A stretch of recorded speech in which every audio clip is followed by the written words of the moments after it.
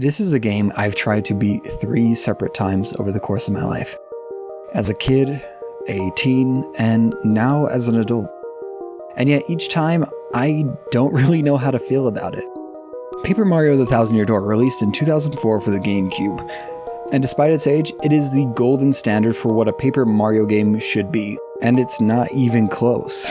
It has become the center point of comparison for all future Paper Mario games. Regardless of their quality, they are still being compared to this game from 2004. In fact, the game is so well regarded, I didn't even know that this was a sequel. I thought it was the first one in the series. It wasn't until I became an adult and found out there was a Paper Mario game for the N64. But Thousand Year Door didn't just surpass the N64 game, it refined to the point where it completely drowned out the original. Point is, this game is widely considered a perfect game in not only Nintendo's library, but JRPGs as a whole. But why? What makes this game so special that it has almost become impossible to replicate by both fans and even Nintendo themselves? Most would say it's because of the soul, or the childlike magic, the whimsy, whatever buzzword you want to use. This game just wouldn't die. But to really understand it, I'd like you to indulge in my own experience with the game. Because like I've said, I've tried to get through this game 3 separate times at 3 separate points in my life. Each time, give some insights into what makes this game so special. The first time was as a small child, on my uncle's GameCube. During this time, I would kinda just play Paper Mario for the vibes. I would play on my uncle's completed save file, and I remember always wearing the Wario outfit. For some reason, I really liked Wario. I didn't really understand the game. I would just mash through the dialogue and story, and instead found it fun to just walk around. I specifically remember how magical the paper mechanics were. The way Mario would turn 90 degrees to fit through gaps. My default walk became the flat Mario because I found it so cool. Turning into boat, that blew my mind. I would spend way too long just going back and forth on the boat because it was cool to see. It's safe to say that I made 0 progress in this game. Heck, I don't even remember doing any of the combat. I just loved seeing this colorful world and the imagination that came with it. Paper Mario felt like paper. People and objects, they were flat, and they would flip around whenever they would turn. Secrets were revealed by tearing pages off of the landscape, and water is naturally bad for paper. These things may seem basic, but to a kid, they were everything. I found joy in those small things. The game felt like what I would describe as an island escape.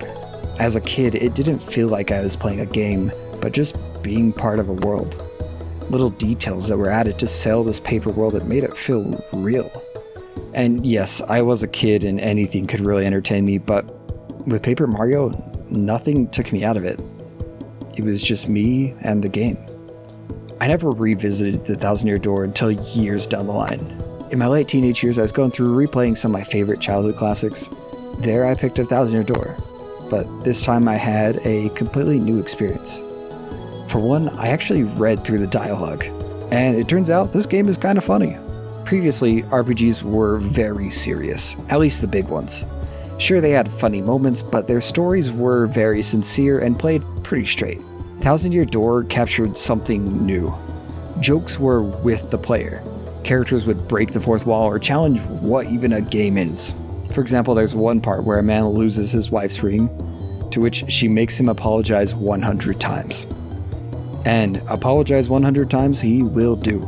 Yes, you have to mash through 100 individual text boxes of this guy saying sorry, and you will enjoy it. That's not to say that all the jokes were meta or fourth wall breaks. Paper Mario balances a very fine line of not taking itself too seriously, but also being very sincere. Characters feel fleshed out, each one having fun gags or unique personalities that bring the story to life. One of my favorites is Luigi going on adventures. As you progress throughout the game, Luigi will appear, and he'll tell you about his own adventures and some of the stuff that he's been getting up to. All that, and I haven't even talked about the gameplay. I'm typically not a fan of RPG combat, but this game makes it special.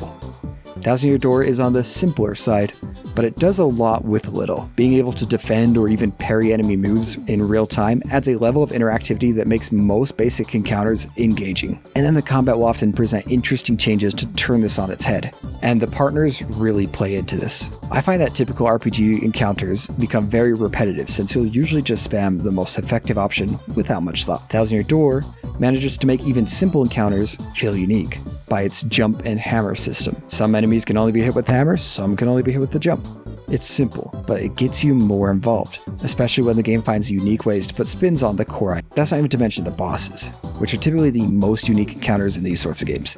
But here they are next level. Even the first boss hits you with a ton of surprises. Eating audience members to heal or trying to bribe you mid-fight, and then there's finding out that she has a weakness to froggy noises. This game's awesome. Overall, this game is the complete package, right? Well, I never actually ended up finishing it. That's because of its episodic nature. There are a total of 8 chapters in the game, each one being pretty distinct, but also disconnected.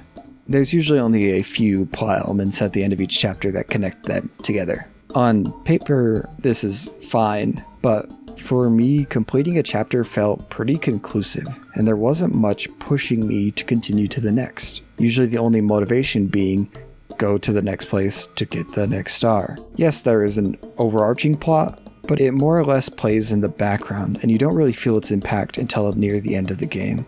There's also the varying quality of the chapters, with my least favorite being Chapter 3, the wrestling chapter.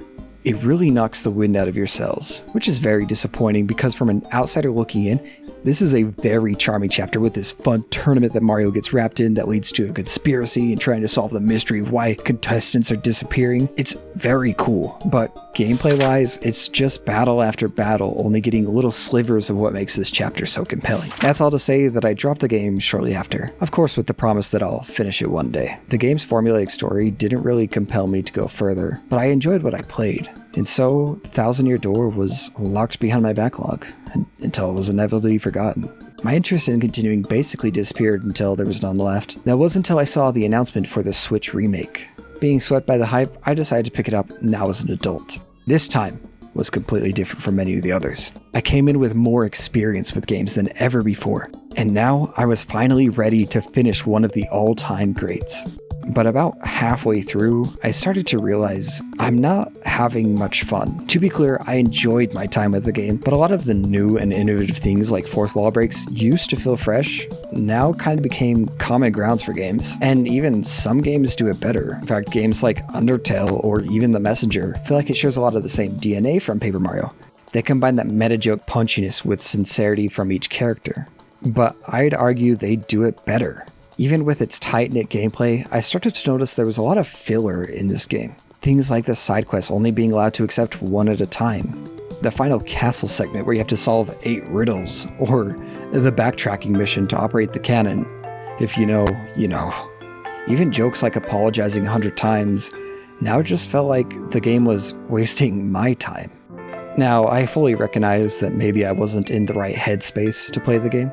There's also the fact that while I did get further, most of what I played I had previously played just a few years back. Could also be that maybe I'm jaded, that I lack the childlike whimsy to fully appreciate the game. But maybe that's okay, because when I look back at this game, it was a defining piece of my childhood, a game that I looked forward to just to be in the world. Or maybe I see the time when I finally felt like I found my footing in life preparing for senior year, and through the stress of exams was a comedic paper plumber. When I look at it today, it's the memories I've made and the impact that it's had on me as a creative. Looking back and seeing how much the paper aesthetic mesmerized me and the undeniable amount of love and creativity poured into this game, it's something special. And that's why Paper Mario: The Thousand Year Door is my 100th favorite game of all time.